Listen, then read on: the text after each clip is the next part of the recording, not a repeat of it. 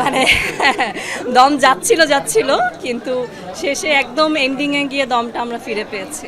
খুব ভালো লেগেছে ভাইয়ার অভিনয় তো সবসময় ভালো আসলে, মানে দুর্দান্ত অভিনেতা সে।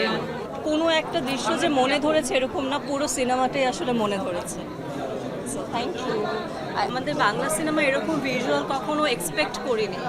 সো খুবই ভালো লেগেছে, মানে সকল দিক দিয়ে সাউন্ড, সিনেমাটোগ্রাফি, পারফর্মারদের পারফরমেন্স, ডিরেক্টরের ডিরেকশন, অফকোর্স সব কিছু, মানে কোনো দিকে কমতি ছিল না আর কি।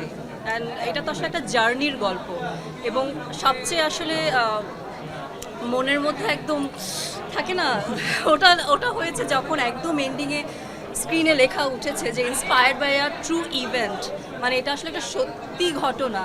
তো তখন আসলে আরও বেশি মানে একদম পুরো গা শিউরে উঠেছে যে আচ্ছা আসলেই এরকম ঘটেছে কারোর সাথে কারো জীবনে। একদিকে যেভাবে আমরা নিশু ভাইয়ের স্ট্রাগল দেখছিলাম, আরেকদিকে কিন্তু বাংলাদেশের পার্টে আমরা দেখছিলাম যে পূজার যে ক্যারেক্টারটা, সে রানী, সে তার হাজব্যান্ডের জন্য কিভাবে স্ট্রাগল করছে।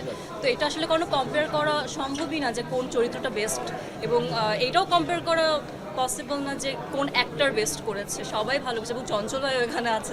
চঞ্চল ভাইয়ের ক্যারেক্টারটা আমার খুব মজা লেগেছে।